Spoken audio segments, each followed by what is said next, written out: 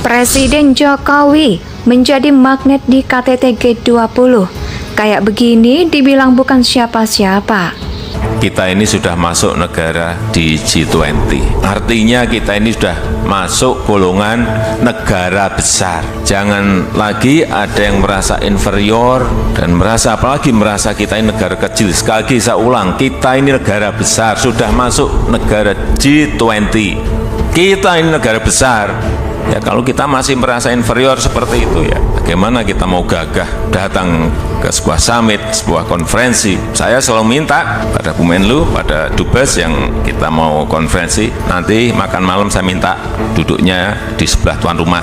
Kita ini negara besar, jangan di pojokan, nggak mau saya. Foto saya minta, ya kalau nggak pas sebelahan ya selak satu orang, itu nggak selak satu kepala negara nggak apa-apa, tapi jangan sampai kita yang paling pojok, nggak mau. Saya udah pesen-pesen, bukan untuk saya, untuk menunjukkan negara kita sebagai negara yang besar. Indonesia sejak dulu kala tetap dipuja-puja bangsa. Pertemuan KTT G20 yang berlangsung di Bali pada 15 hingga 16 November 2022 sangat menarik untuk disimak, tidak hanya karena Indonesia menjadi tuan rumah pada ajang pertemuan bergengsi dalam dunia internasional ini, tetapi juga karena di sana ada sosok Jokowi. Ya, Jokowi hadir dalam KTT G20. Kali ini bukan hanya sebagai Presiden Indonesia menjadi anggota dari negara-negara dalam kelompok G20, melainkan karena Jokowi saat ini menjabat sebagai ketua presidensi dari kelompok yang mewakili lebih dari 2/3 penduduk dunia tersebut. Posisi tersebut semakin memberi pengaruh penting bagi Indonesia, yaitu dalam dunia internasional, yang terlihat semakin menguat sejak dipimpin oleh Jokowi. Inilah yang rupanya menjadi pembeda dari suasana KTT G20.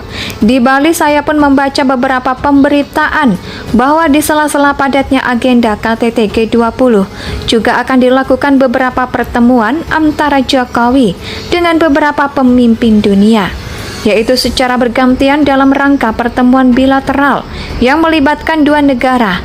Nah, hal yang menarik adalah munculnya tujuan dari pihak Indonesia sampai kesulitan mengatur waktu untuk menyelipkan agenda pertemuan bilateral pada jadwal KTT G20.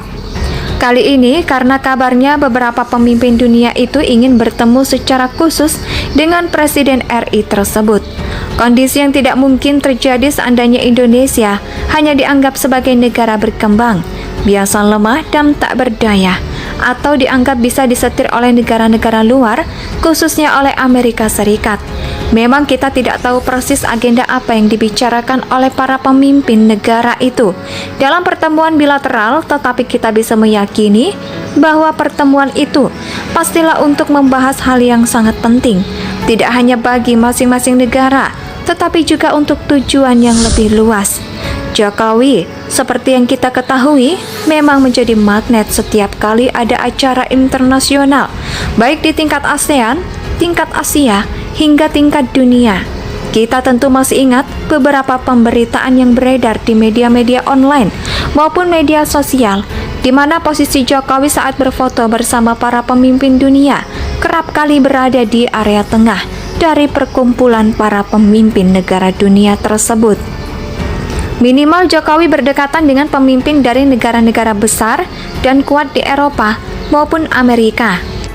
Jadi agaknya salah besar kalau sampai hari ini masih ada yang menganggap bahwa Jokowi bukan siapa-siapa, atau menganggap bahwa Jokowi itu tidak berpengaruh sama sekali, atau hanya presiden dari negara berkembang seperti Indonesia yang belum lama ini salah seorang kepala daerah bahkan terkesan malu untuk menyebut nama negerinya sendiri, bahkan menggantinya yaitu dengan nama negeri Wakanda.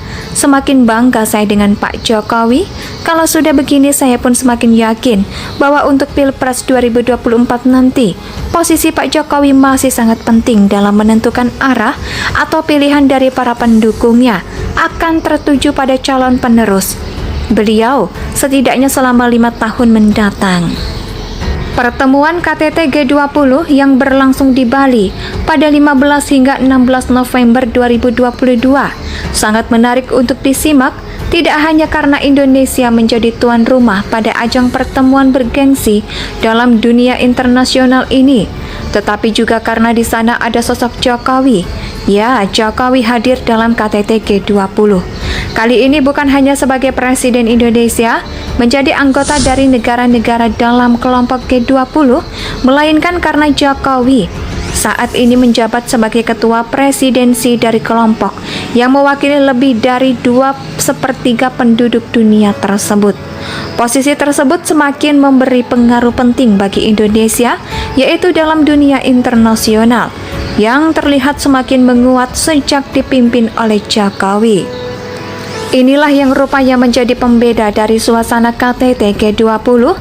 Di Bali saya pun membaca beberapa pemberitaan bahwa di sela-sela padatnya agenda KTT G20 juga akan dilakukan beberapa pertemuan antara Jokowi dengan beberapa pemimpin dunia, yaitu secara bergantian dalam rangka pertemuan bilateral yang melibatkan dua negara.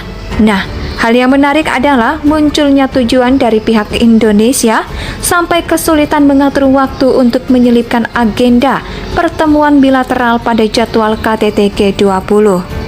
Kali ini karena kabarnya beberapa pemimpin dunia itu ingin bertemu secara khusus dengan Presiden RI tersebut. Kondisi yang tidak mungkin terjadi seandainya Indonesia hanya dianggap sebagai negara berkembang, biasa lemah dan tak berdaya, atau dianggap bisa disetir oleh negara-negara luar, khususnya oleh Amerika Serikat. Memang kita tidak tahu persis agenda apa yang dibicarakan oleh para pemimpin negara itu dalam pertemuan bilateral, tetapi kita bisa meyakini bahwa pertemuan itu pastilah untuk membahas hal yang sangat penting, tidak hanya bagi masing-masing negara, tetapi juga untuk tujuan yang lebih luas. Jokowi, seperti yang kita ketahui, memang menjadi magnet setiap kali ada acara internasional, baik di tingkat ASEAN, tingkat Asia, hingga tingkat dunia. Kita tentu masih ingat beberapa pemberitaan yang beredar di media-media online maupun media sosial, di mana posisi Jokowi saat berfoto bersama para pemimpin dunia kerap kali berada di area tengah dari perkumpulan para pemimpin negara dunia tersebut. Minimal Jokowi berdekatan dengan pemimpin dari negara-negara besar dan kuat di Eropa maupun Amerika.